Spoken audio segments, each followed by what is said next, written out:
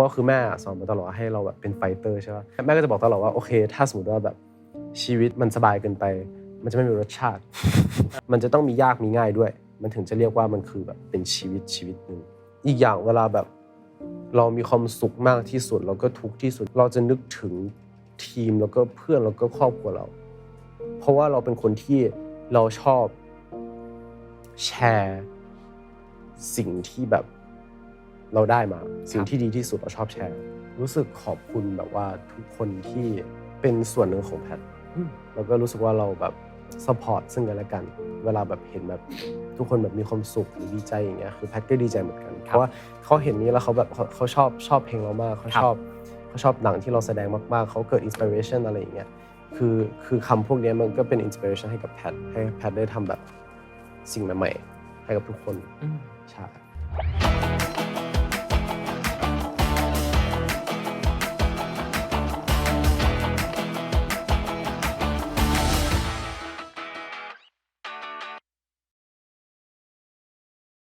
วันนี้โอเค แต่เขาอ่านไปแล้วจริงๆอ่านไปแล้วใช่ไหมครับอ๋อดีไม่เป็นไรได้กลับ101ไหมรอบนี้กลับไปแล้วรอบหนึ่งครับใช่ไปหาคุณตาคุณยายแล้วก็น้องหมา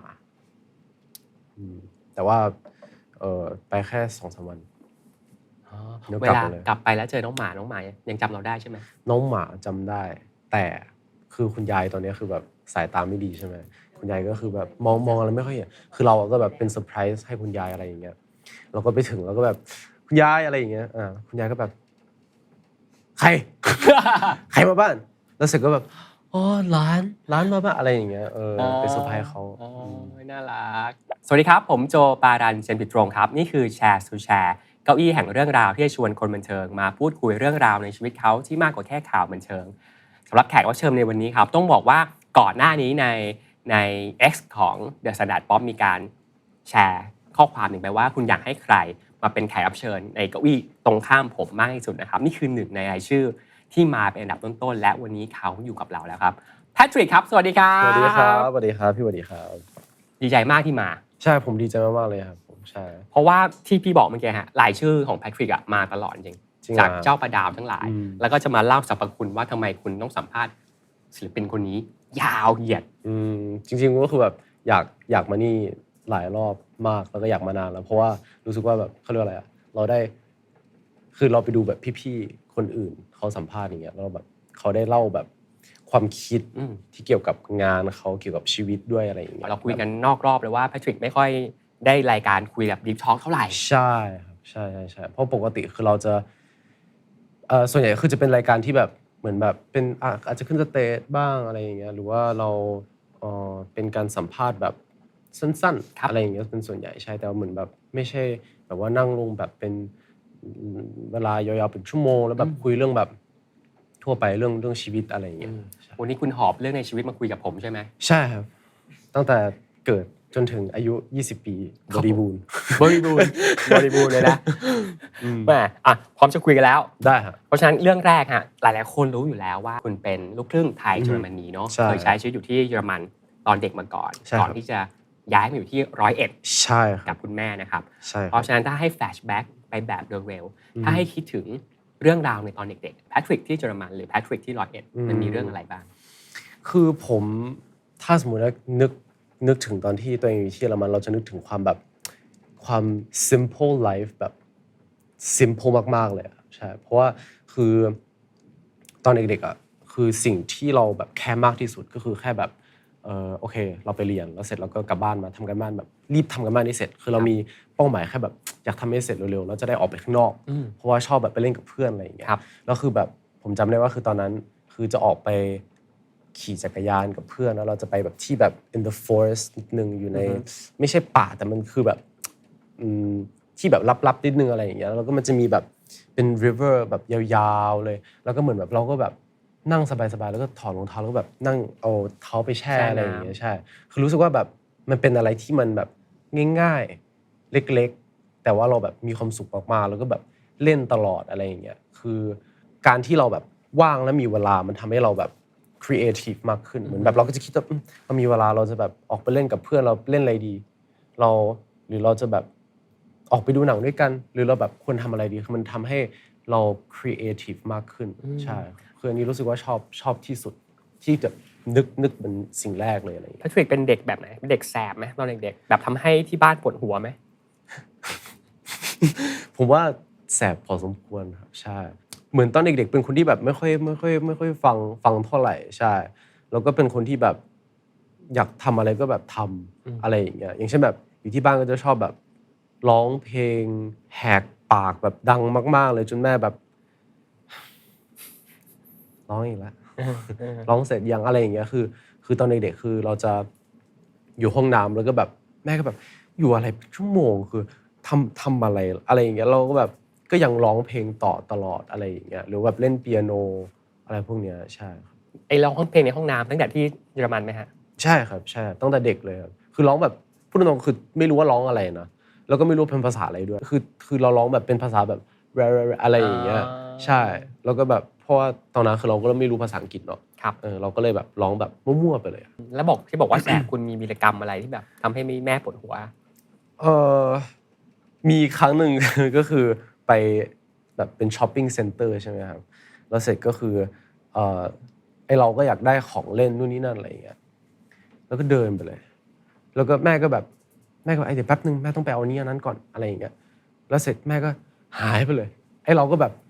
เกิดอะไรขึ้นอะไรอย่างเงี้ย อายุเท่าไหร่ฮะอายุแบบ8-9 ขวบผมครับว่าใช่แล้วเสร็จเราก็หาไม่เจอแล้วก็แบบแพนิคมากๆเลยแล้วเราก็แบบเหมือนแบบวิ่งตามหาคนนู้นแบบแม่ใช่ไหมแล้วเสร็จก็สุดท้ายแบบเหมือนเราแบบร้องไห้แล้วก็แบบนั่งลงตรงนั้น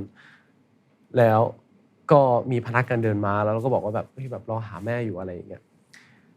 สุดท้ายก็คือรู้ว่าแม่อะคือแอบมองตลอด อ๋อ แต่ว่าคือ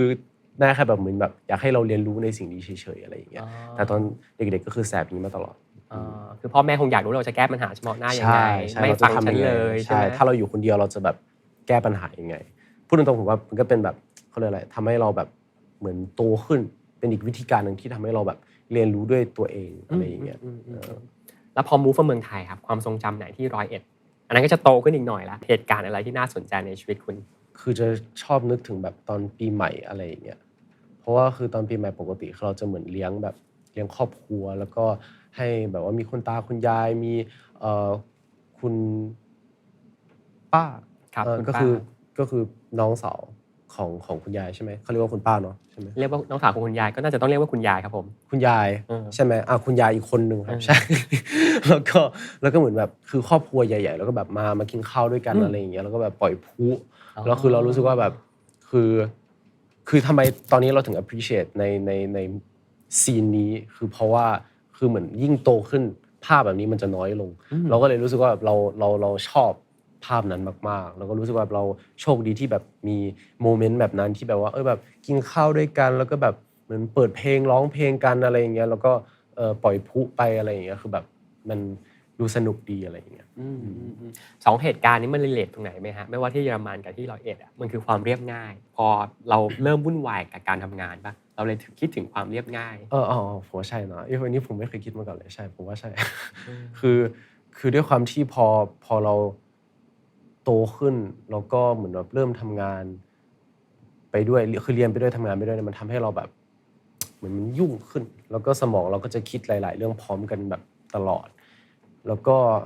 เลยคิดว่าคือการที่แบบมีสิ่งเล็กๆพวกนี้มันทำให้เราแบบ appreciate มากขึ้นคือเหมือนแต่ก่อนอาจจะมองข้ามแต่ว่าพอถึงตอนนี้คือรู้สึกว่าแบบเรา appreciate มันมากแสดงว่าช่วงนี้ถ้าจะได้กลับมาเมืองไทยได้เจอคุณตาคุณยายได้เห็นคุณแม่ได้กลับไป101น่าจะเป็นช่วงเวลาที่มีความหมายๆใช่ใช่ครับเพราะว่าเราเจอคุณตาคุณยายน้อยมากๆใช่คืออย่างน้อยคือถ้าเป็นคุณแม่อย่างเงี้ยคือเวลาผมมีงานอยู่ที่กรุงเทพคุณแม่ก็จะบินมาด้วยใช่ไหมครับแต่ถ้าเป็นคุณตาคุณยายส่วนใหญ่เขาจะบินไม่ค่อยได้ก็เลยต้องไปที่101อย่างเดียวถึงจะแบบสามารถไปเจอคุณตาคุณยายได้แล้วเขาก็ดีใจมากๆคือแบบเขาก็บอกว่าคุณยายก็บอกว่ายายก็นอนหลับไม่ได้เลยฝันร้ายตลอดเลยคือแบบคิดถึงอะไรอย่างเงี้ยคือแบบคุณยายน่ารักใช่ผมแบบสงสารผมแบบอยากกลับไปหาบ่อยๆอะไรอย่างเงี้ยใช่คือคนแก่เนี่ยก็คือลูกหลานนี่แหละคือโลกทั้งใบของเขาแหละใช่ครับเดี๋ยวจะคุยเรื่องครอบครัวกันต่อข้ามมาเรื่องของวันนี้ทุกคนรู้จักแพทริกในฐานะที่เราเป็นนักร้องนักแสดงเป็ เป็นศิลปินนะครับแล้วก็เมื่อกี้มีเกริ่นมาเล็กๆแล้วว่าเราชอบร้องเพลงตั้งแต่เด็กใช่ครับๆจริงๆชอบดูหนังตั้งแต่เด็กๆด้วยใช่ครับเลยอยากรู้ว่าแบบ มันมีเพลงอะไรหรือมันมีซีนไหนภาพยนตร์เรื่องอะไรที่มันแบบมันอาจจะเป็นอินสปายแรกๆที่ทำให้รู้สึกว่าน่าจะเป็นเส้นทางที่เราอยากจะกระโดดเข้าไปอืมคือที่เป็นเพลงที่รู้สึกว่าตอนเด็กๆอาจจะแบบชอบแล้วก็ร้องตลอดอะก็คือเพลงของ Justin Bieber ที่มันร้องแบบ baby baby baby อ๋อเพลงนั้นนะครับใช่มันเป็นเพลงที่ทุกคนรู้จักจัสตินแหละใช่ครับแล้วก็เหมือนแบบเหมือนเมื่อก่อนที่เยอรมันก็จะแบบเปิดไปบ่อยในเรดิโออะไรอย่างเงี้ยเราก็เลยแบบร้องตามตลอดแล้วก็ร้องในห้องน้ำแล้วก็เหมือนคุณแม่คือเห็นแววครับคิดว่านะครับใช่ไหมครับ คุณแม่เห็นแววแล้วทีนี้ก็คือคุณแม่ก็ถามว่าแบบอยากเรียนดนตรีเครื่องดนตรีอะไรไหมเราก็เหมือนแบบอยากลองเรียนเปียโนดูครับแล้วพอมีเปียโนเสร็จแล้วเนี่ยคือซึ่งเปียโนผมเรียนประมาณ 4-5 ปีใช่ครับแล้วก็เราก็แบบหลังจากนั้นเราก็เหมือนแบบเป็นเพลงของตัวเองเลยก็คือแบบเราเล่นคอร์ดแบบมั่วๆไปเลยแต่ก็เราก็แบบแต่งเป็นเพลงของตัวเองแล้วก็ร้องงี้มาตลอดเลยพอเป็นเพลงตัวเองก็เลยรู้สึกว่ามันไม่มีผิดเราร้องเองก็ได้ใช่ก็เลยแบบเริ่มชอบในด้านการร้องเพลงมาใช่ส่วนหนังจริงๆผมคิดไม่ออกว่ามันมีหนังแบบ specific อันไหนที่เราแบบที่ทำให้เราชอบการแสดงหรือว่าชอบหนังแต่ว่าคือจำได้ว่าคือตอนที่อยู่ที่101ครับคือแม่ก็จะแบบว่าพาไปโรงหนังตลอดแล้วคือเราก็ชอบแบบไปกับเพื่อนเราก็จะไปโรงหนังกันเพื่อแบบไปดูหนังคือบางครั้งก็คือแบบเป็นหนังแบบหนังอะไรก็ได้คือไม่ได้อยากดูขนาดนั้นแต่ก็คือชอบไปเพราะแบบชอบบรรยากาศความแบบนั่งดูชอบชิแอมลเบียนอะไรแบบๆใช่แล้วมันมีความแบบมันดูมีความแบบเป็นผลงานหนึ่งที่อยู่ข้างหน้าเราแล้วก็รู้สึกว่าแบบมันมี vibes มันมี feel อะไรบางอย่างที่เราแบบรู้สึกแบบ attract แล้วก็ชอบมากๆแล้วก็พอแบบข้างหลังมาเอ่อตอนที่แบบว่าคือเพราะว่าตอนนี้ผมเรียนมหาลัยเรียนคณะการแสดงครับที่ปักกิ่งครับ คือไปดูหนังเรื่องหนึ่งมาที่มีชื่อว่า Babylon แล้วก็คือแบบเป็นหนังที่แพทแบบชอบมากๆเพราะว่าเอ่อเขามีคือพระเอกเขาคือบอกว่าเขาชอบหนังก็คือเพราะว่าเราสามารถที่จะ escape จากชีวิตจริงของตัวเองได้แล้วเหมือนแบบไปอยู่อีกโลกหนึ่งไปเลยแล้วก็คือแบบเราไม่ต้องแบบไม่ต้องคิดอะไรที่เกี่ยวกับความเป็นจริงแล้วคือเราสามารถที่จะแบบไปอยู่แบบในแฟนตาซีได้อยู่ใน dream ใช่เพราะว่าแพทก็เป็น daydreamer คนหนึ่งที่ชอบแบบจินตนาการเรื่องนู่นนี่นั่นอะไรอย่างนี้ตลอดแล้วเขาก็บอกว่าก็คือการที่ like we make movies is to ก็คือมัน stay forever มันจะอยู่แบบตลอดกาลเพราะฉะนั้นคือหนังหรือว่าการแสดงมันเป็นเหมือนแบบเป็นผลงานชนิดหนึ่งที่แบบจะอยู่กับเราแล้วก็อยู่กับทุกคนแบบตลอดไปแล้วเหมือนแบบเป็นการแบบปั๊มว่าแบบอันนี้คือผลงานเรานะอะไรอย่างเงี้ยเราก็เลยแบบชอบมาตลอดใช่แล้ววันนี้พอมันมาถึงวันที่เรามีผลงานเพลงกับซีรีส์การแสดงที่มันปั๊มด้วยผลงานว่านี่คือแพทริกมันรู้สึกยังไงมันก็รู้สึกแบบเขาเรียกอะไรอ่ะคือรู้สึกคือไม่อยากบอกว่าดีใจคือมัน complicated มากกว่านั้นแต่ก็ดีใจนะ ไม่รู้จะอธิบายไงดีคือแบบคือการที่ได้เห็นผลงานตัวเองแล้วก็คือนอกจากว่าเราชอบอะคือเรารู้สึกว่าเราเห็นทุกคนเห็น reaction คือพูดตรงๆเวลาแบบตัวเองมีผลงานใช่ไหมตัวเองไม่ได้ชอบแบบว่าไปดูผลงานตัวเองแต่ว่าชอบดูคนอื่นเขา react พอเรารู้สึกว่าแบบเราสามารถดูว่าเขาแบบเขาชอบตรงไหนเขาไม่ชอบอะไรอย่างเงี้ยมันทำให้เรารู้สึกว่าแบบเขา appreciate ผลงานของเราหลังจากนั้นแฟนๆคนไทยเนาะเราถึงทั่วโลกแหละที่รู้จักแพทริกเนี่ยเราเห็นแล้วว่าคุณเดินทางไปประเทศจีนในรายการช่วงใช่แล้วก็เดบิวต์ออกมา Into One yes นะครับแล้วก็ ต้องบอกว่าอยู่เมืองจีนมากกว่าเมืองไทยแน่ใช่ครับเพราะฉะนั้นช่วงเวลาที่เมืองจีนครับถ้าเราจะสรุปไฮไลท์สำคัญของมันที่ผมเล่าไว้เมื่อกี้คนรู้เรื่องราวชีวิตของคุณไปหมดแล้วเราจะขออนุญาตไม่ถามซ้ำในบางเรื่องเพราะทุกคนรู้อยู่แล้วแต่เราอยากรู้ช่วงเวลาสำคัญในตัวของแพทริกเองในช่วงเวลาเหล่านั้นอาจจะตั้งแต่ก่อนไปที่ช่วงก็ได้นะหรือจะแบบช่วงนั้นนะมันมีเหตุการณ์อะไรที่เรารู้สึกว่าเป็นเหตุการณ์สำคัญในชีวิตที่อยากเล่าให้กับแฟนๆได้รู้จริงๆคือรู้สึกว่าเหตุการณ์ที่เหมือนแบบเป็นแบบไฮไลท์มากๆน่าจะเป็นตอนที่ถ่ายรายการเพราะว่าคือตอนก่อนที่เราไปอ่ะคือเราก็ยังเด็กพอสมควรแล้วก็เหมือนคนอื่นท ที่มาเขาก็เหมือนแบบค่อนข้างมีประสบการณ์อะไรอย่างเงี้ยแต่คือเรารู้สึกว่าเรายังแบบเด็กแบบเด็กจริงๆแล้วก็เหมือนแบบมีหลายๆอย่างที่เราอาจจะแบบไม่ค่อยทันครับแล้วก็เหมือนแบบตอนที่ถ่ายรายการก็มีเราไม่มี connection กับคนภายนอกเพราะฉะนั้นก็คือเราเพราะไม่มีโทรศัพท์มันเป็นกฎของการถ่ายรายการใช่แล้วก็เลยรู้สึกว่าแบบมันเป็นแบบเป็นช่วงหนึ่งที่แพทแบบต้องเรียนรู้ด้วยตัวเองแล้วก็ไฟท์ด้วยตัวเองแบบมากๆใช้คำว่าต้องเอาตัวรอดด้วยตัวเองใช่ครับจริงๆครับเพราะว่าคือทุกคนอาจจะคิดว่าแบบโอเคสุดท้ายมันดูแบบมันไม่ได้ดูแบบยากอะไรขนาดนั้นแต่คือมันอาจจะเป็นแบบคือมันจะมีทั้ง physical แล้วก็ mental ที่แบบว่าที่กดดันทั้งสองทางเลยเพราะแพทจำได้ว่าก็คือถ่ายรายการก็คือแบบโดยเฉพาะคือตอนช่วงไฟนอลอ่ะคือเราอยากทำ performance ที่เป็น performance เต้นเพราะว่าเรารู้สึกว่ามันเป็นอะไรที่สามารถเซอร์ไพรส์คนดูได้เราก็ไปหาแบบอาจารย์ให้เขาแบบช่วยโคเรโอให้เราใช่ไหมแล้วเราก็ซ้อมมีเวลาซ้อมประมาณ 4-5 วันแล้วจำได้ว่าคือใน 4-5 วันนี้คือแพทไปหาหมอมาน่าจะ 3-4 ครั้งเพราะว่าคือตอนนั้นจำได้ว่าคือเต้นจนแบบคือเต้นไม่ได้แล้วอะคือแบบมันเขาเรียกอะไรคือกล้ามเนื้อมันไม่ไหวแล้วมันปวดมากๆแล้วคือมันล้าแล้วล่ะใช่เพราะว่าก็เลยรู้สึกว่าแบบตอนนั้นมันเป็นฟิสิกอลที่เราแบบเหนื่อยแล้วก็กดดันแล้วก็เจ็บใช่แต่คือเราก็รู้สึกว่าคือด้วยความที่มันเป็น the last performance เราอยากให้มันทำออกมาให้มันได้ดีแล้วก็ให้มันเซอร์ไพรส์คนดูได้แบบจริงๆเราก็เหมือนแบบพยายามฮึบไว้แล้วก็พยายามซ้อมให้มันแบบได้คือจำได้ว่าท่าเต้นนี้แพทซ้อมจนแบบก่อนขึ้นสเตจก็ยังซ้อมอยู่คือคนอื่นเขาจะเหมือนแบบรีแลกซ์คอมดาวน์รีแลกซ์อะไรอย่างเงี้ยคือแพทก็ยังคงซ้อมตรงนั้นจนคนอื่นคือแบบเขามองแบบก็ยังซ้อมอยู่เหรอคือรู้สึกว่า performance ที่ออกมาบนสเตจเราก็ทำจนแบบมันสำเร็จอะไรอย่างเงี้ยแล้วเราก็ชอบ performance นั้นด้วยแล้วก็พอเราเห็นแบบว่าแฟนๆทุกคนเขาชอบกันเราก็แบบรู้สึกดีใจมากๆที่เราทำอะไรออกมาให้เขาชอบด้วยอะไรอย่างเงี้ยอันนี้คือทางแบบ physical นะครับส่วนทาง mental ก็คือก็อย่างที่ว่าก็คือรู้สึกว่าตัวเองเด็กพอสมควรเพราะฉะนั้นคือแพทไม่มี strategy ไม่มีแบบแผนหรืออะไรอย่างเงี้ยเลยนะมาแบบ honestly แบบ100%เลยอะคือมาแบบแพทคืออย่างนี้แล้วแพทก็มีแค่นี้แล้วก็ไม่รู้จะเพิ่มอะไรดีเพราะว่าเพิ่มไม่เป็น คือแบบมาแบบแนวนั้นเลยอะคือด้วยความที่ตอนนั้นคือเราพูดภาษาอะไรอย่างเงี้ยเราก็พูดไม่ค่อยได้แพทรู้สึกว่าตอนนั้นคือตัวเองก็ค่อนข้างที่จะ introvert พอสมควรครับผมก็เลยรู้สึกว่าคือทาง mental ของเราก็เหมือนแบบพยายามแบบเหมือนแบบสู้ถึงแม้ว่าแบบเหมือนสมมุติว่าแบบ ranking ตกหรืออะไรอย่างเงี้ยหรือเราแบบเหนื่อยเราก็เหมือนแบบพยายามแบบถามตัวเองตลอดว่าก็คือแบบอันนี้คือสิ่งที่เราแบบอยากทำมาตลอดแล้วก็เป็น passion ของเราจริงๆไหมใช่ไหมใช่ๆๆคือถามว่าจริงๆไหมแล้วเสร็จก็คือเหมือนแบบพูดเขาเรียกอะไรนะเดี๋ยวนะคือแบบให้ความหวังตัวเองแล้วก็เหมือนแบบให้พลังให้กับตัวเองแล้วก็เหมือนสู้ต่อไปใช่แล้ววันหนึ่งคุณก็ค่อยๆพัฒนาตำแหน่งขึ้นมาเรื่อยๆใช่ครัขึ้นมาบใช่เรื่อยๆเรื่อยสุดท้ายสิ่งที่มันให้กำลังใจเรามากที่สุดก็คือการที่เหมือนแบบอันนี้คือเราก็แบบแอบได้ยินมาจากอย่างเช่นแบบช่างแต่งหน้าอะไรอย่างเงี้ยที่แบบว่าเพราะว่าเขาจะมีคอนเนคชันกับคนภายนอกใช่ไหมเพราะฉะนั้นแพทก็แบบแอบได้ยินมาว่าแบบแบบผล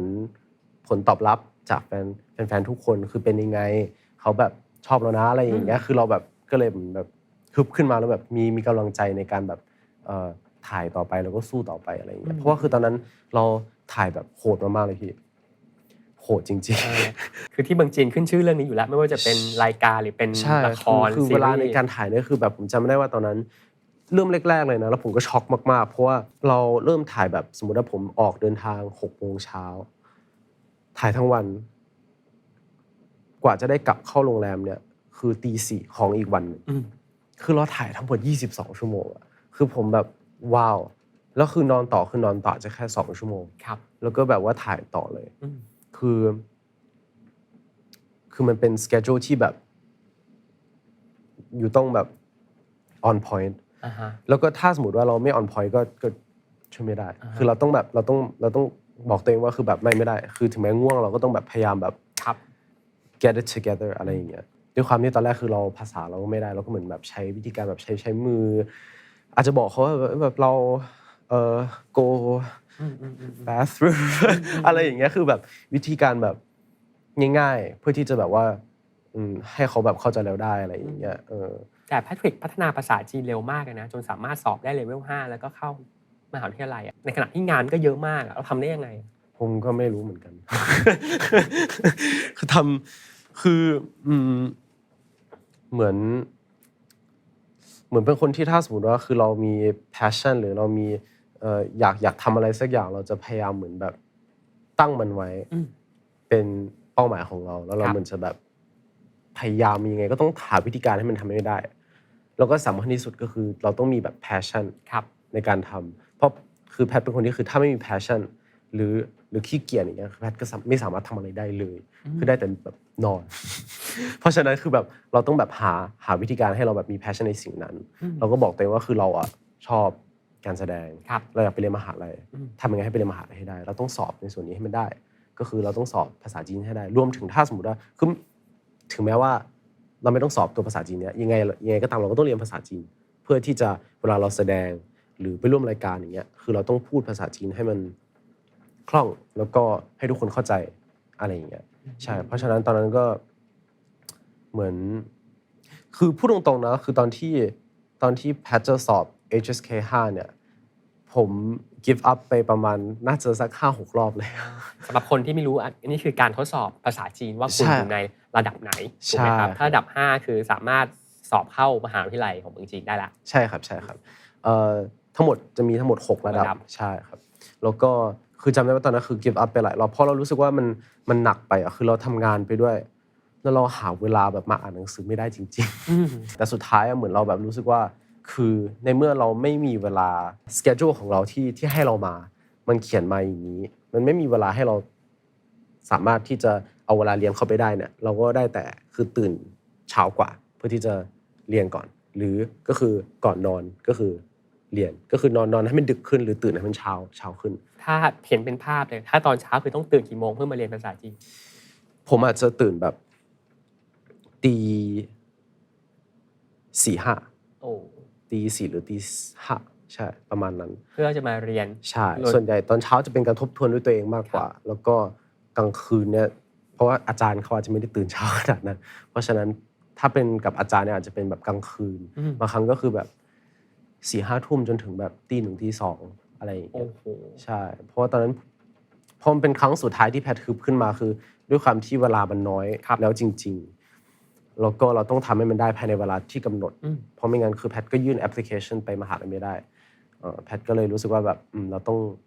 ราคิดว่าไม่ได้ละเราต้องแบบต้องทำให้มันได้ละอะไรอย่างเงี้ยก็เลยอันนั้นตลอดเลยซ้อมตลอดเลยเรียนตลอดเลยอย่างเช่นแบบหมายถึงว่าเราไปถ่ายงานแต่ว่าเราพักอยู่เราก็จะเหมือนแบบไปหาพี่ๆในวง Into One ใช่ครับในพี่ๆในวง Into One แล้วก็ให้เขาช่วยเราเพราะว่ายากที่สุดเลยก็คืออ่านตัวอักษรจีนครับใช่อันนี้คือสำหรับผมนะคือรู้สึกว่ายากที่สุดแล้วก็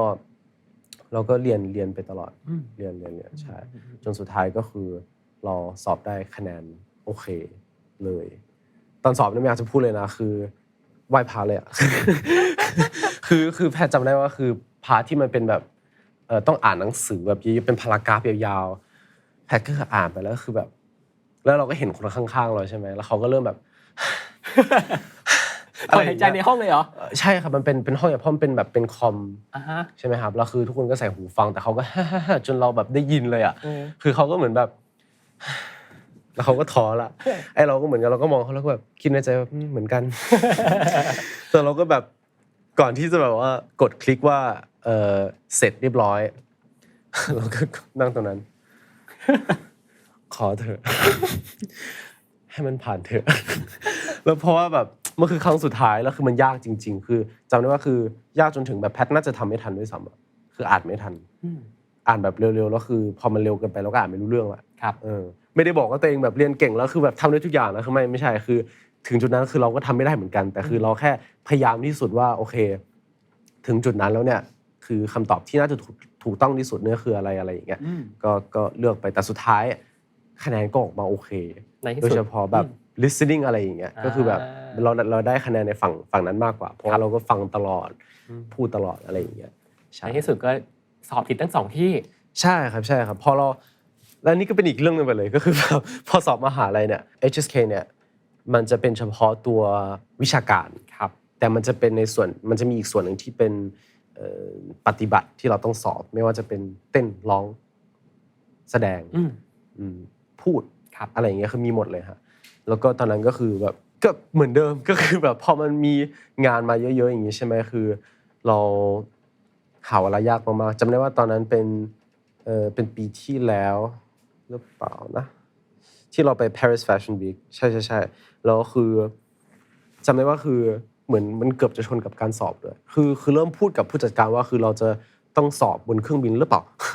คือแบบติดต่อ Wi-Fi แล้วก็แบบหามุมแล้วไปสอบที่นั่นไหมอะไรอย่างเงี้ยเพราะว่าหรืออาจจะต้องสอบแบบที่ Paris ที่นู่นจริงๆอะไรอย่างเงี้ยเพราะว่าทุกอย่างมันชนกันไปหมดเลยอ่ะแล้วก็เราก็เหมือนแบบตอนแรกๆเลยเราเรียนออนไลน์ด้วยแต่จริงๆคือแพทรู้สึกว่าการแสดงเนี่ยไม่ควรเรียนออนไลน์เพราะว่ามันไม่ค่อยเก็ตกันแล้วก็มันควรที่จะเหมือนแบบเห็นกันอย่างเงี้ยแต่ว่าคือด้วยความที่เราไม่มีวิธีอื่นคือเราถ่ายรายการอยู่ตอนนั้นในเป็นปี2000ปีนี้ปี2024 2022เดือน12ครับช่วงนั้นถ่ายรายการอยู่ชื่อว่า Nice to meet you ทุกคนสามารถไปดูได้ครับ ตอนนี้เจ้าประดาบอกว่าฉันดูทุกตอนอยู่ แล้วเสร็จก็คือเราถ่ายรายการเพราะฉะนั้นเราอยู่อีกเมืองนึงไม่ได้อยู่ปักกิ่งก็กลับไปไม่ได้ก็ได้แต่แบบว่าเรียนออนไลน์ครับใช่ก็เป็นอย่างนี้วนไปเรื่อยๆอะครับก็คือทำงานไปด้วยเรียนไปด้วยหาเวลาให้ตัวเองได้เรียนแล้วเสร็จก็ไปสอบแต่สุดท้ายก็สอบได้โอเคตอนนี้ก็เป็นเฟรชชี่ใช่ครับชื่อคณะที่ถูกต้องคืออะไรฮะคือพูดตรงๆถ้าแปลเนี่ยผมเราควรแปลไงดีอะคือด้วยความที่ถ้าเป็นมหาลัยชื่อมหาลัยก็คือ Beijing Film Academy ครับชื่อของคณะก็คือ表演学院ก็คือโรงเรียนการแสดงอาจจะแปลตามตรงก็คือแปลตามนี้ใช่เพราะฉะนั้นคือเราจะเรียนแบบว่าเรื่องการแสดงเรื่องการพูดการเคลื่อนไหวชีวิตนักศึกษาเป็นยังไงครับชีวิตนักศึกษาเป็นยังไงครับ สิ่งที่เราชอบก็คือเราชอบการที่เรามีเพื่อนใหม่ๆเพิ่มมากขึ้นเยอะมากๆเพราะว่าคือจริงๆก่อนอันเนี้ยตอนที่แบบว่าอยู่ในวงหรือว่าก่อนอันนี้คือส่วนใหญ่เพื่อนเราจะเป็นเพื่อนในวงการมากกว่าเพราะฉะนั้นมันจะเป็นอีกฟิลหนึ่งอะเพราะว่าเหมือนทุกคนอย่างสมมติว่าเราจะแบบออกไปกินข้าวอย่างเงี้ยแล้วทุกคนก็จะเหมือนแบบมี awareness ว่าแบบจะมีคนมองเห็นไหมหรืออะไรอย่างเงี้ย privacy หรือเปล่าใช่ความ privacy เราจะต้องพูดอะไรหรือเราจะแบบไปที่นี่เราก็อาจจะไปไม่ได้เพราะว่ามันอะไรอย่างเงี้ยคือมันมีข้อจำกัดหรือว่ามีแบบกฎเยอะโดยเฉพาะในช่วงที่อยู่ในวงครับแต่ว่าพอแบบมาเรียนมหาลัยแล้วก็แบบว่าเจอเพื่อนใหม่คือเหมือนแบบคือเพื่อนเป็นคนที่แบบไม่ได้แคร์อะไรขนาดนั้นเหมือนเป็นคนที่แบบเฮ้ยเราแบบไปสนุกกันอะไรอย่างเงี้ยเราแบบเราไปกินข้าวเราก็แบบออกไปเดินเล่นกลางคืนอะไรอย่างเงี้ยแล้วแค่แบบอยู่ในซิตี้แล้วก็แบบร้องกันแล้วก็แบบวิ่งกันแบบจริงๆมันคือ nonsense แต่ว่าก็ทำไปเพราะว่ามันสนุกเราแค่แบบความสุขเล็กๆเฉยๆอะไรอย่างเงี้ยแล้วก็เหมือนได้ใช้ชีวิตใช่ไหมใช่ครับใช่มันเหมือนแบบเราก็ยังเป็นเด็กอยู่เพราะฉะนั้นคือเราก็อยากมีมุมนี้ด้วยที่เราแบบออกไปเล่นใช่ไปแฮงเอาท์แบบเล่นๆเฉยๆอะไรอย่างเงี้ยก็เลยรู้สึกว่านี่เป็นสิ่งที่แบบที่พอมาเรียนมหาลัยอ่ะคือแบบมีเพื่อนแบบนี้คือมันดีมากๆแล้วเพื่อนรู้สึกว่าเพื่อนดีจริงๆใช่แล้วเพื่อนๆในกลุ่มที่มหาลัยเขาดูผลงานคุณไหมเขาก็ดูแล้วเขาก็แซวผม แซวว่าคือแซวว่าแบบคือแบบสมมุติว่าแบบเพลงผมใช่ไหมเพลงจีนของผมเนี่ยเขาก็เอามาตั้งเป็นแบบเป็นริงโทนของเขาโอ้แล้วมันจะมีเหตุการณ์ที่แบบอย่างเช่นอาจารย์กำลังดุอยู่เลยเสร็จแล้วมีคนโทรไปหาเขาเพลงผมขึ้น แล้วผมก็แบบ คือแบบแล้วคืออาจารย์ก็แบบเพลงอะไร อะไรแบบแนวนั้นน่ะใช่แล้วเพื่อนก็จะแบบแกล้งเพื่อนจะแบบเพลงของแพทไงครับอาจารย์ไม่รู้จักเหรอเฮ้ยเพลงเขาแบบนี้กันนะอะไรอย่างเงี้ยแล้วเขาก็แบบแซวเราอะไรอย่างเงี้ยใช่แล้วอาจารย์ว่าไงอาจารย์ก็บอกว่าดี อะไรอย่างเงี้ยเอ้ยมันเป็นชีวิตธรรมดาของเด็กวัยรุ่นนั่นเองใช่ใช่ใช่ครับอีกอย่างนึงที่ชอบก็คือการที่เราไปอยู่ใน environment ที่ทุกคนรักหนังและรักการแสดงอ่ะ อ่า มันทำให้เรายิ่งมี passion มากขึ้น ครับ เพราะว่าสิ่งที่เราแบบคุยกันหรือสิ่งที่เราดูคือเราใช้เวลาทุกอย่างของเราเพื่อแบบเอาไว้กับ cinematography การแสดงของเขาเป็นยังไงเรื่องนี้ถ่ายมาออกมาเป็นยังไงแล้วคือหลังจากนั้นเนี่ยคือเวลาเราไปดูหนังเราจะแบบเปลี่ยนแบบมุมมองเลยทั้งที่เราก็ทำงานในวงการอยู่แล้วก็เห็นของจริงมาแล้วใช่แต่เวลาอยู่กับกลุ่มนักเรียนก็จะเป็นอีกไวฟ์หนึ่งใช่ใช่ใช่เพราะว่าคือจริงๆอ่ะแพทอย่างเช่นเมื่อก่อนเนี่ยตอนที่อยู่ในวงแพทก็คือตั้งแต่ตอนที่อยู่ที่ไทยแพทก็แสดง The Gift of Graduation มาแล้วก็อยู่ที่จีนก็แสดง Delicious Romance เป็นหนังมาแล้วก็ตอนนี้ก็ยังถ่ายซีรีส์คือเราเห็นมาหมดแล้วว่าปกติในกองเราจะถ่ายยังไงแต่ว่าเราไม่เคยแบบมา analyze แบบ 100% คือแบบไม่เคยแบบมานั่งคิดจริงๆอะว่าแบบความหมายของหนังเรื่องนี้มันคืออะไรซีนนี้ทำไมเขาแบบยิ้มทำไมผู้กำกับเขาถึงแบบให้ซีนกับคนนี้แต่คนนี้จริงๆเขาไม่ได้ขยับไม่ได้ทำอะไรเลยไม่มี reaction อะไรเลยอะไรอย่างเงี้ยคือทุกอย่างมันมีความหมายเพราะฉะนั้นคือแบบพอเราได้แบบมาเรียนรู้ในสิ่งนี้คือรู้สึกว่าแบบคือ passion เราแบบเพิ่มมากขึ้นแบบเยอะมากๆเลยแบบแพทก็แบบไปซื้อแบบโปรเจคเตอร์แล้วก็เอาไว้ที่บ้านแล้วก็เวลาแบบมีเวลาว่างอย่างเช่นครั้งที่แล้วแม่ก็เอามาที่ปักกิ่งเราก็แบบนั่งดูหนังด้วยกันอะไรอย่างเงี้ยคือมันทำให้เราแบบมี passion มากขึ้นแบบเยอะๆเลยใช่ตอนนี้ก็แฟนคลับก็น่าจะเอาใจช่วยผลการเรียนนะฮะครับกี่ปีจบดีฮะกี่ปีจบก็น่าจะ4 ปีก็จบไหมใช่ไหม ใช่ครับ4 ปีก็อีก3 ปีก็จบแล้วเอาใจช่วยขอบคุณครับ เราพูดแต่เรื่องความสำเร็จต่างๆนานาเมื่อกี้เราคุยกับ แพทริกนอกรอบแต่ว่าจริงๆแล้วเนี่ยการกว่าที่คนจะมาสำเร็จได้เนี่ยมันต้องผ่านอุปสรรคผ่านบทเรียนผ่านแผลต่างๆมากมายถ้าสมมุติว่าตั้งแต่จุดเริ่มต้นที่เราไปประเทศจีนจนถึงวันนี้อยู่มาหลายปีพอสมควรแล้วเหตุการณ์ไหนที่มันเป็นบทเรียนสำคัญที่เรารู้สึกว่าตัวเราเองได้เรียนรู้จากมันจริงๆคนรู้สึกว่าสิ่งที่ทำให้แพทแบบเหมือนโตที่สุดเป็นเหตุการณ์ที่เราห่างไกลจากเพื่อนครอบครัวแล้วก็ชีวิตเก่าของเราครับเพราะว่าเหมือนมันมีช่วงนึงเรารู้สึกว่าเราแบบอยู่แบบในที่แบบใหม่ๆแบบใหม่มากๆเลยอะอย่างเช่นแบบตอนนั้นคืออาหารอย่างเงี้ยคือเราก็ไม่ค่อยชินใช่หรือว่าจะเป็นแบบแนวเพลงหรือว่าสถานที่อย่างเช่นเวลาจะออกไปแบบจะเรียกรถอย่างเงี้ยเราก็เรียกเองไม่ได้หรือว่าสั่งอาหารเองเนี่ยก็สั่งไม่ได้ก็ต้องให้คนอื่นเขาแบบช่วยเราอะไรอย่างเงี้ยคือตอนนั้นคือรู้สึกว่าแบบเหมือนแบบตัวเอง helpless ที่สุดใช่คือเรารู้สึกว่าสิ่งนั้นมันน่าจะเป็นช่วงที่แบบเหมือนใน journey นี้นะเป็นช่วงที่น่าจะยากที่สุดแต่ว่าคือพอเรามีวงเข้ามาด้วยเนี่ยคือเหมือนแบบมันทำให้เราเรียนรู้แล้วก็โตขึ้นมากๆเพราะว่าคือพี่ๆในวงคือเราเป็นน้องเล็กสุดเพราะฉะนั้นพี่ๆในวงเขาจะเหมือนแบบช่วยเราก็เหมือนแบบแนะนำเราตลอดอะไรอย่างเงี้ยคืออย่างเช่นแบบเวลาเราไม่รู้เราจะทำยังไงดีเงี้ยเราก็จะเพราะว่าเราทุกคนอยู่ในบ้านเดียวกันเนาะผมก็จะแบบลงไปข้างล่างไปหาพี่ๆเขาแล้วแบบไปปรึกษาแล้วเขาก็จะแบบบอกเราว่าเฮ้ยแบบอยู่ควรทำอย่างนี้นะในสถานการณ์แบบนี้เขาก็จะเหมือนแบบมาให้กำลังใจแล้วก็มาอธิบายให้ฟังมันคือช่วงที่แบบห่างไกลจากครอบครัวแล้วก็เพื่อนแบบมากๆแต่ว่าก็เป็นช่วงที่แบบเหมือนเราแบบอยู่กับพี่ๆในวงแบบเราแบบสนิทกันก็เป็นอีกครอบครัวนึงใช่ก็เป็นอีกครอบครัวแล้วช่วงที่มันยังปรับตัวไม่ได้ที่แบบว่าเดินทางมาแล้วทุกคนที่รู้จักอยู่ในประเทศไทยหมดเลยช่วงนั้นเคยแบบร้องไห้ไหมอยู่ในรายการเลยฮะเคยหมายถึงในคนเดียวสิอ๋อใช่แพทก็คือฉลาดก็คือฉลาดถ้าสมมติเราจะร้องก็คืออย่างน้อยคือเราไปหาที่ที่มันไม่มีกล้องก็คือห้องน้ำไม่ใช่แบบว่าแพทเขาเรียกอะไรเราไม่ควรร้องไห้หรืออะไรอย่างเงี้ยแพทรู้สึกมันเป็นสิ่งที่แบบปกติออนแอร์ได้ใช่มันเป็นสิ่งที่ปกติมากๆคือมันก็เป็นอีโมชันอีกอีโมชันหนึ่งเพราะฉะนั้นถ้าเรารู้สึกมันก็แค่รู้สึกมันเฉยๆก็โอเคแล้วก็คือเราจำได้ว่าคือเราแบบซ้อมเสร็จดึกๆเลยแล้วก็แบบเหมือนทุกคนก็แบบไปนอนแล้วเราก็แบบไปที่ห้องน้ำแล้วก็เหมือนแบบอยู่กับตัวเองแป๊บนึงใช่ แต่ว่าคือตอนนั้นน่ะเราก็รู้สึกว่าแบบคือเรานึกถึงแบบสิ่งที่เราได้ยินว่าแบบอย่างเช่นแบบครอบครัว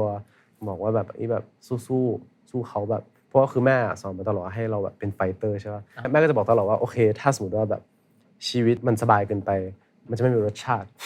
อันนี้สนใจแม่สอนตั้งแต่เด็กเหรอใช่ครับแม่จะสอนมาตลอดว่าคือเราต้องมีแบบหลายๆมุมบ้างแล้วก็มันจะต้องมียากมีง่ายด้วยมันถึงจะเรียกว่ามันคือแบบเป็นชีวิตหนึ่งพอเราท้ออย่างเงี้ยเราก็จะแบบนึกถึงคำนี้ที่แม่บอกตลอดให้ตัวเองแบบเป็นไฟเตอร์แล้วก็แบบสู้ต่อไปน่าสนใจที่ว่าแม่เองก็เป็นไฟเตอร์เหมือนกันอ๋อแม่เป็น warrior เลย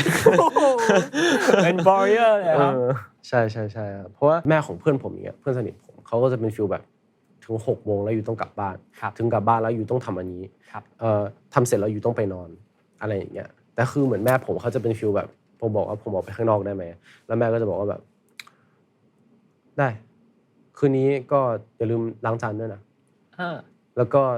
แล้วแต่ว่าจะทำตอนไหนแต่ก็ต้องทำให้มันเสร็จก็คือแบบจัดการเวลาคือมันทำให้เราเรียนรู้ว่าคือการจัดการเวลาตัวเองแบบควรจัดการยังไงคือมันทำให้เราแบบเหมือนเรียนรู้ด้วยตัวเองทำให้เราแบบเรียนรู้การตัดสินใจอะไรอย่างเงี้ยใช่เป็น warrior ที่น่าสนใจครับแพทริกครับมันมีช่วงหนึ่งของรายการที่เป็นช่วงมึงที่เราต้องเปิดแฟลชการ์ดของแชร์ทูแชร์แล้วก็ให้แพทริกเลือกในสิ่งที่อยากเล่าครั้งแรกเนี่ยจะเป็นการสุ่มมันก่อนเพราะฉะนั้นไม่ว่าคุณจะหยิบแฟลชการ์ดแผ่นไหนคุณต้องเล่าเรื่องนั้นให้ผมฟังนะได้ครับเราสัญญากันแล้วนะขนาดนี้ละพี่ขนาดนี้แล้วคืออะไรพูดไปหมดแล้วนะผมเปิดใจหมดแล้วนะชีวิตผมไม่กลัวอะไรแล้วแล้วคุณจะกลัวอะไรเป็นนี่โอเคเป็น2ชุดนะครับท่านผู้ชมครับชุดแรกจะเป็นชุดความกว้างชุดที่2เนี่ยจะเป็นเรื่องของอารมณ์ที่ซ่อนอยู่ในคำนั้นเราจะเอาข้อความจาก2การ์ดนี้ผสมกันและดูว่าแพทจะได้เลือกเล่าเรื่องอะไรครั้งแรกผมจะให้คุณสุ่มก่อนโอเคคุณพร้อมนะพร้อมมากเลยพร้อมมากนะเดี๋ยวนั้นดื่มน้ำก่อนดื่มน้ำก่อนอันนี้แก้วของThe Standard Pop ครับสปอนเซอร์สามารถเข้าเลยแก้วได้นะครับขอบคุณคุณมากเลยครับขอบคุณมากได้ครับโปรดิวเซอร์ผมชอบมากทำให้คุณได้อะไรอะน้ำของ The Standard Pop ก็อร่อยนะครับเฮ้ยชวนเข้ามาบ่อยๆเฮ้ยเขาเป็นคนขายของเก่งนี้แล้วป่ะครับโอเคเลือกอันนี้ดีกว่าเอานี้โอ้หมุนตั้งนานเอาวันแรกอันที่2ครับอันนี้นะครับอันนี้ครับใช่โอเคและนี่คือสิ่งที่แพทริกต้องเล่าให้เราฟังครับโหยากมากเลยงั้นเปลี่ยนสิ่งที่ต้องเล่าคือคำทำนายที่แสนสวยงามเหรอเนี่ยตีความคำถามไม่ได้เลยคำทำนายพี่เอากล้องแบบไปแพนไปที่ทุกคนว่าทุกคนนึกอย่างเงี้ยคำทำนายที่แสนสวยงามอาจจะเป็นคนที่เคยพูดถึงแพทริกไว้ว่าเฮ้ยวันหนึ่งคุณอาจจะเติบโตเป็นแบบนี้มันมีเรื่องราวหรือคำพูดเหล่านั้นจากใครสักคนไหมจริงๆก็คือมีคนหนึ่งที่เขาแบบว่าเคยพูดกับเราแล้วเหมือนเขาแบบ believe ในตัวเราแบบมาตลอดก็คือผู้จัดการผมครับพี่โอมครับใช่คือตั้งแต่ตอนแรกๆเลยที่แบบว่ามาเจอพี่โอมเนี่ยคือเขากี่ปีแล้วครับน่าจะตั้งแต่ผมอายุ6 ถึง 7 ปีแล้วครับใช่แล้วก็คือเจอครั้งแรกแล้วเหมือนเขาก็เหมือนแบบคือตอนนั้นเราก็รู้สึกว่าแบบเขาจะทำงานกับเราเหรอเราหน้าเหมือนกบเลยน่ะจริงๆครับแล้วก็คือแบบผมก็แบบเขาแบบตาเขาแบบเขามองยังไงคือแบบผมไม่เข้าใจว่าคือผมนึกว่าตัวเองแบบไม่มีโอกาสอะไรอย่างเงี้ยแล้วเขาบอกอะไรในวันนั้นเขาเชื่อมั่นในตัวเราแล้วก็เขามั่นใจว่าสักวันหนึ่งคือเราจะแบบขึ้นสเตจแบบใหญ่ๆแล้วก็ให้ทุกคนแบบเห็นเราแบบชายได้อะไรอย่างเงี้ยตอนที่จะไปจีนเนี่ยคือเขาก็เหมือนแบบเหมือนดันแล้วก็เหมือนแบบพุชแล้วก็ให้ความมั่นใจให้กับเราเพราะจริงๆคือการที่ตอนนั้นเราเลือกที่จะไปจีนแล้วก็เหมือนแบบทิ้งทั้งแบบว่าชีวิตที่อยู่ที่นี่รวมถึงตอนนั้นเราสอบติดเตรียมอุดมเราสอบ GED อะไรอย่างเงี้ยคือเราวางทุกอย่างไว้ก็คือจริงๆก็คือเขาให้ความมั่นใจเราเยอะมากๆว่าแบบว่าเราทำได้อะไรอย่างเงี้ยวันนี้เราไม่ต้องบอกแล้วว่าตอนจบของทำนายก็คือตอนนี้แล้วใช่สุดท้ายก็คือแบบรู้สึกว่าเขาเชื่อมั่นในตัวเราแล้วสุดท้ายเราก็เหมือนแบบขึ้นสเตจได้เราก็เดบิวต์เราก็กลับมาที่นี่ด้วยมาเจอครอบครัวแล้วก็แบบมาขึ้นสเตจด้วยกันเหมือนแบบมาทำสเตจด้วยกันแล้วก็เป็นเหมือนแฟมิลี่แบบใหญ่ๆแฟมิลี่นึงแล้วก็เหมือนแบบสร้างผลงานนึงออกมาใช่เนี่ยถ้าอินเสิร์ตรูปตรงนี้ได้ก็คืออินเสิร์ตรูปที่แบบว่าตอนนั้นแบบ เป็นแฟนมีตครั้งแรกเลย เมื่อปีที่แล้ว ใช่ครับที่อยู่ที่กรุงเทพแล้วก็เหมือนแบบพอสเตจมันเสร็จแล้วเราก็เหมือนแบบเรา as a team ขึ้นไปที่บนเวทีแล้วเราก็ถ่ายรูปด้วยกันแบบแฮปปี้มากๆเพราะรู้สึกว่าคือทุกคนแบบเต็มที่กับงานนี้ถ้าไม่มีแบบคนพวกนี้ก็คือแบบมันไม่มีงานนี้ออกมาแต่สิ่งที่แพทริกพูดน่าสนใจนะเพราะว่าจริงๆแล้วเส้นทางสู่การไปวงการบันเทิงครับถ้าตามลำดับขั้นในเมืองไทยก็เริ่มมีผลงานเริ่มมีโซเชียลมีเดียเล่นซีรีส์ในเมืองไทยแต่ว่าต้องบอกว่าการไปเมืองจีนวันนี้คนอาจจะเห็นแค่ความสำเร็จแล้วแต่การชาเลนจ์ตัวเองการไปเสี่ยงในตอนนั้นน่ะมันก็ไม่มีอะไรการันตีว่าคุณจะสำเร็จหรือเปล่าด้วยมันเป็นการตัดสินใจที่ยากเหมือนกันนะใช่ครับมันเป็นคือเราไม่รู้ตลอดเลยเราไม่รู้เลยว่าแบบมันจะได้หรือมันจะไม่ได้เพราะรู้สึกว่าคือ challenge แล้วก็ possibility ของสิ่งนี้มันน้อยมากๆเลยอาจจะเป็นตอนนั้นคือแพทไม่ค่อยมั่นใจด้วยซ้ำเราไม่รู้อะไรเลยเราอยู่ในความแบบงงอยู่ตลอดเราได้แต่แบบพยายามทำให้ดีที่สุดแล้วก็เหมือนแบบมีความหวังแล้วก็มี passion ก็อย่างที่ว่าใช่พี่ไม่รู้ว่าผมคิดเรื่องหนึ่งออกว่าแบบตอนแรกว่าผมแบบเริ่มที่จะเหมือนแบบทำงานในส่วนนี้ยังไงผมเพิ่งคิดออกอันนี้น่าจะไม่เคยเล่าเลยเพราะจริงๆคือเรื่องนี้มันแบบมันงงมากๆเลยพี่เพราะว่าคือทุกคนอาจจะคิดว่าคือเราอาจจะมีผู้จัดการอะไรอย่างเงี้ยหรือเราแบบไปแข่งขันอะไรอย่างงี้ใช่ไหมแล้วแบบเหมือนเราชนะแล้วเราก็แบบเข้าวงการอะไรอย่างเงี้ยแต่คือจริงๆของแพทย์ที่แบบตอนแรกๆเลยคืออย่างงี้ตอนนั้นอยู่ป.5 ป.6 แล้วคือว่างแล้วผมก็เลยไปสอบความเลิศทางวิชาการภาษาอังกฤษสุดท้ายก็คือแบบเราได้รางวัลเฉยเลยแล้วเราก็ไปที่โรงเรียนแห่งหนึ่งแล้วพอเราแบบขึ้นไปคือตอนแรกคือรู้สึกว่าไม่มีใครรู้จักเราแล้วพอเราขึ้นไปแล้วเราก็ได้รับรางวัลเราก็เหมือนแบบเป็นเด็กแบบงงๆแบบต้องคนนึงอะไรอย่างเงี้ยแล้วลงมาอยู่ดีๆก็มีคนแบบมาขอถ่ายรูปแล้วพอแบบมันเป็นคนนึงเพิ่มมากขึ้นก็จะมีแบบมีคนอื่นเพิ่มมากขึ้นแล้วหลังจากวันนั้นคือเราก็แบบเราจำได้ว่าคือ follower ใน IG เราก็คือแบบ600 คนแล้วคือแบบดีใจมากๆรู้สึกว่า oh my god เกินไปละอะไรอย่างเงี้ยนี่คือตัวตนของเขาใช่ไหมครับแม่ครับแบบตอนนั้นคือเรารู้สึกแบบดีใจมากๆเลยคือแบบมันมีแบบคนแบบเห็นเราอะไรอย่างเงี้ยแล้วพอแบบหลังจากนั้นมันก็แบบอยู่ดีๆก็มีคนแบบรู้จักเพิ่มมากขึ้นมีคนแบบในวงการหรือว่าในโซเชียลมีเดียก็มีคนแบบแชร์มากขึ้นอะไรอย่างเงี้ยใช่ก็รู้สึกว่าคือแบบเรื่องนี้มันเราก็เรื่องแปลกๆเนาะคือแบบไปโรงเรียนแค่แบบไปเหมือนแบบแค่ไปสอบแค่ว่าจะไปรับรางวัลเฉยๆแล้วเสร็จอยู่ดีก็เหมือนแบบเบี่ยงมาสู่เส้นทางอีกเส้นทางนึงอะไรอย่างเงี้ยใช่สตีฟจ็อบส์เคยเล่าเรื่องดอทว่าดอทหนึ่งมันจะเชื่อมเราไปอีกดอทหนึ่งไปอีกดอทหนึ่งไปอีกดอทหนึ่งจนถึงปลายทางบางทีความทรงจำมันอาจจะเหตุการณ์มันอาจจะเป็นดอทหนึ่งที่สำคัญที่อาจจะเป็นเหตุการณ์เล็กๆก็ได้ใครจะรู้แต่มันเชื่อมไปอีกดอทหนึ่งเมื่อกี้ผมว่าตอนนี้คุณเล่าผู้จัดการคุณก็แบบใจฟูเชื่อว่าเขาใจฟูแน่ๆผมเป็นบุคคลที่3 4 5 6ผมยังใจฟูเลยเขานั้น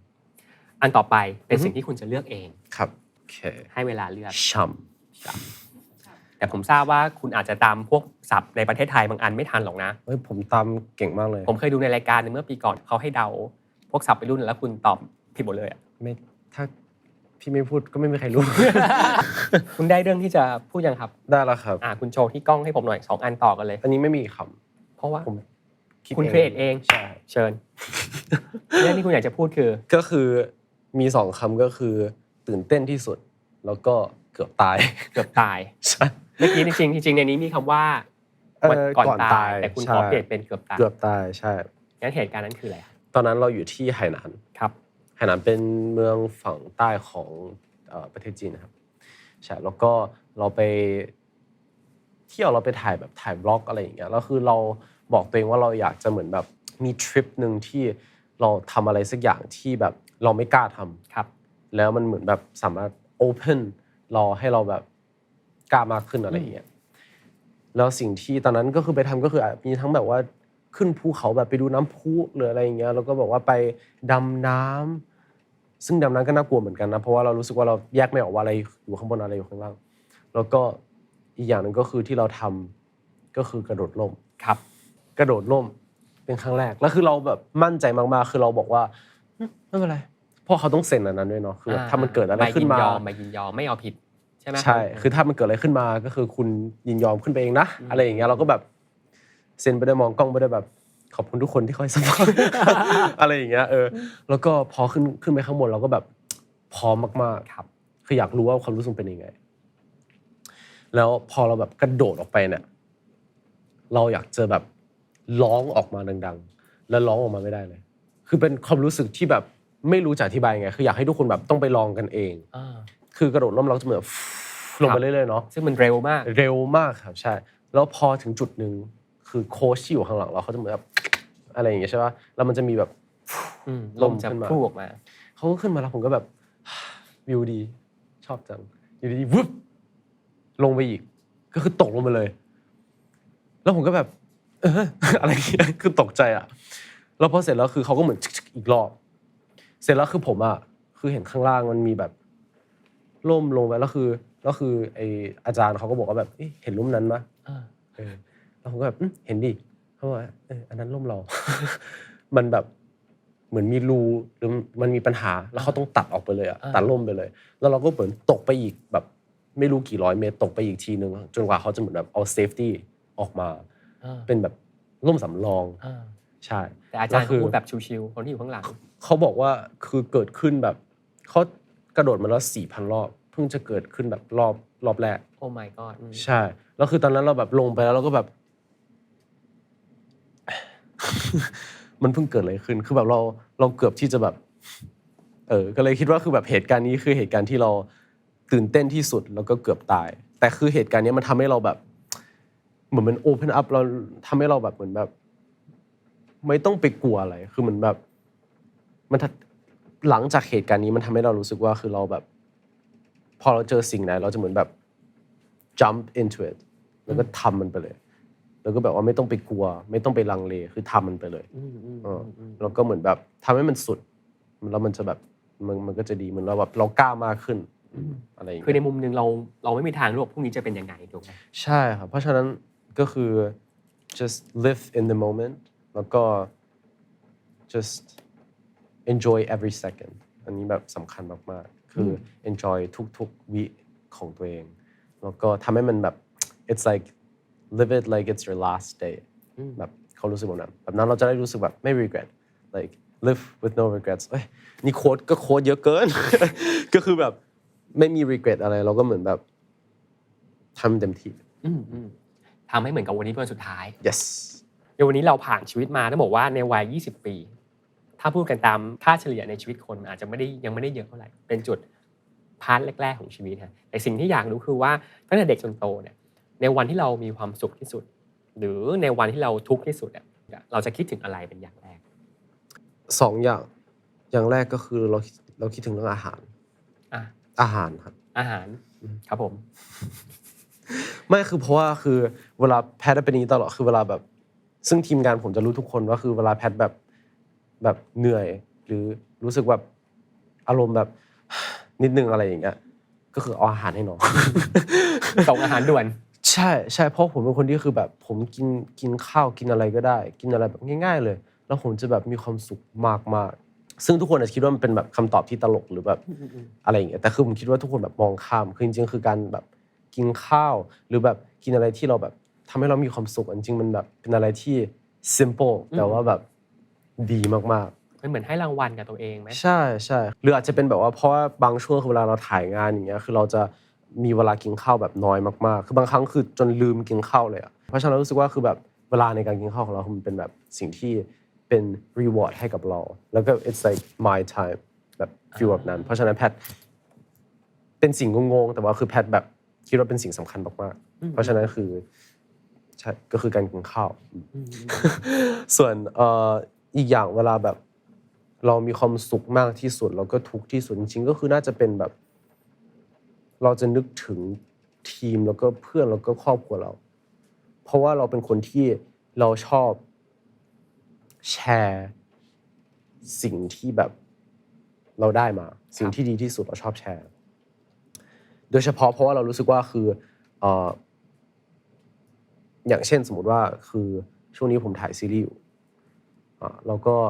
ถ้าสมมติว่าแบบซีนไหนที่เรารู้สึกว่าเราชอบสิ่งนี้เราแบบแสดงแบบได้โอเคอะไรอย่างเงี้ยเราก็จะแชร์ไปให้เขาแล้วก็แบบอยากรู้ว่ารีแอคชั่นเขาเป็นยังไงอยากรู้ว่าใช่ครอบครัวเพื่อนๆทีมอะไรอย่างเงี้ยครับ การที่เราไปแสดงอ่ะจริงๆก็คือเราเป็นแค่ตัวแทนของทีมนี้เฉยๆเราแสดงเสร็จเนี่ยคือจริงๆก็คือต้องเอาไปให้เขาดูแล้วก็เหมือนแบบ as a team appreciate สิ่งนี้เพราะว่าคือเขาก็ทำงานกันทุกคนเพื่อตัวซีนนี้ซีนเดียวแค่เราเป็นแค่ตัวแทนที่อยู่ในซีนนั้นเฉยๆแค่นั้นจริงๆเราก็เป็นแบบแค่ worker คนหนึ่งมันก็จะเป็นเหมือนกับที่เวลาแพทแบบมีเรื่องไหนแล้วแพทก็จะชอบแชร์กับแฟนๆทุกคนครับพอเรารู้สึกว่าคือเขาก็เป็นส่วนหนึ่งของทีมเราเขาก็เป็นคนของเราเพราะฉะนั้นคือเราก็อยากแบบเอาให้เขาดูวันนี้เราไปทำงานมานะเราแบบรู้สึกว่าเราแบบแสดงโอเคอยู่นะแบบให้ทุกคนดูนะอะไรอย่างเงี้ยแบบหวังว่าทุกคนจะชอบแล้วแบบส่งรีแอคมาด้วยอะไรอย่างเงี้ยใช่ครับเดี๋ยวเราจะคุยเรื่องคนกลุ่มนี้แต่สิ่งหนึ่งที่อยากรู้ก่อนเพราะที่พูดถึงเรื่องการแสดงเนาะแพทริกเคยเล่าว่าแพทริกชอบดูหนังอย่างเช่น Interstellar About Time yes Before Sunrise Sunset ทั้งหมดเป็นหนังเกี่ยวกับเวลาความรักแสดงว่ามุมหนึ่งเราเป็นคนให้ความสำคัญกับเวลา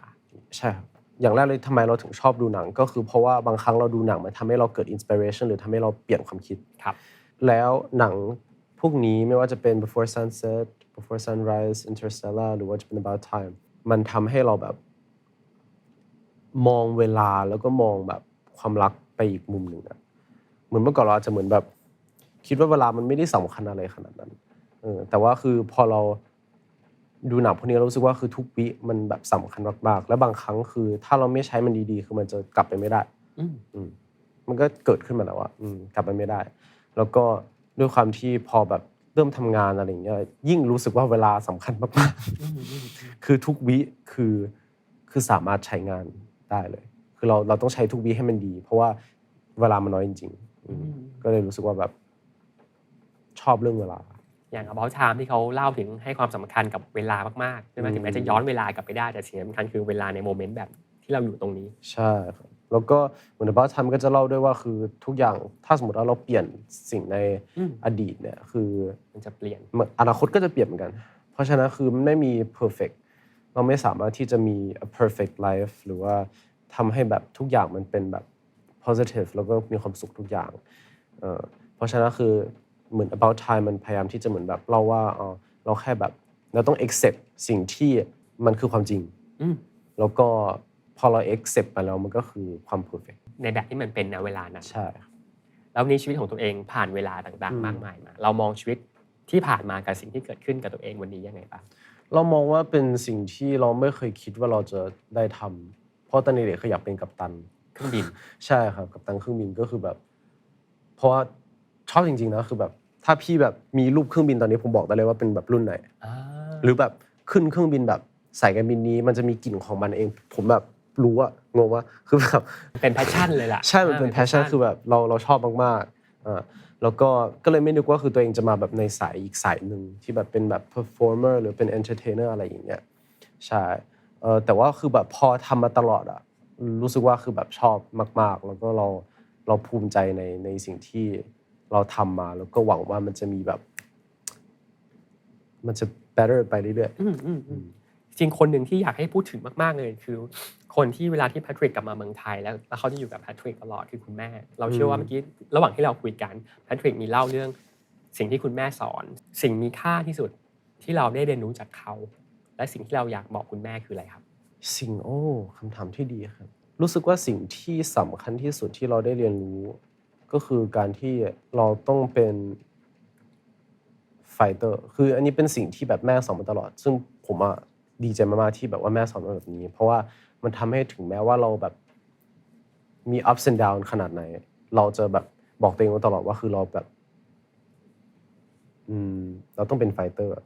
แล้วแบบสู้ต่อไปอะไรอย่างเงี้ยคือเรากับคุณแม่เนี่ยคือเหมือนแบบเป็นเพื่อนสนิทกันเลยอะคือเราก็จะเหมือนแบบเล่าให้กันฟังว่าแบบเจอเรื่องแบบนี้แบบไม่โอเคเลยอะไรอย่างเงี้ยคือแบบเล่าให้กันฟังปรึกษากันอะไรอย่างเงี้ยแล้วก็จากเมื่อก่อนที่แบบที่แม่บอกว่าเราแบบเราต้องเป็นไฟเตอร์จนถึงตอนนี้คือเราก็บอกแม่ว่าแม่ก็ต้องเป็นไฟเตอร์เหมือนกันคือเพราะว่าเหมือนแบบเวลามันเปลี่ยนสถานการณ์มันเปลี่ยนเราก็โตขึ้นคือเราก็ถึงจุดที่ว่าเราก็ต้องบอกแม่เหมือนกันว่าคือแม่เรามีประสบการณ์ในส่วนตรงนี้เรารู้สึกว่าเราควรตัดสินใจกันอย่างนี้หรืออะไรอย่างเงี้ยคือเราเหมือนแบบเราต้องไฟท์ไปด้วยกันอะไรอย่างเงี้ยเหมือนแบบซัพพอร์ตไปด้วยกันอะไรอย่างเงี้ยจริงๆเขาเป็นคนที่ดูมั่นใจมากๆแต่ว่าคือเขาเป็นคนที่ ค่อนข้างที่จะเหมือนแบบ second thought บ้างเขาจะเหมือนแบบคิดว่าแบบอันนี้มันจะดีจริงไหมเราทำถูกหรือเปล่าเราลองคิดดูอีกทีไหมอะไรอย่างเงี้ย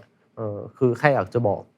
แม่ว่าคือจริงๆก็คือแม่เป็นคนที่แบบมีประสบการณ์มากๆแล้วก็เป็นคนที่มั่นใจมากๆแล้วก็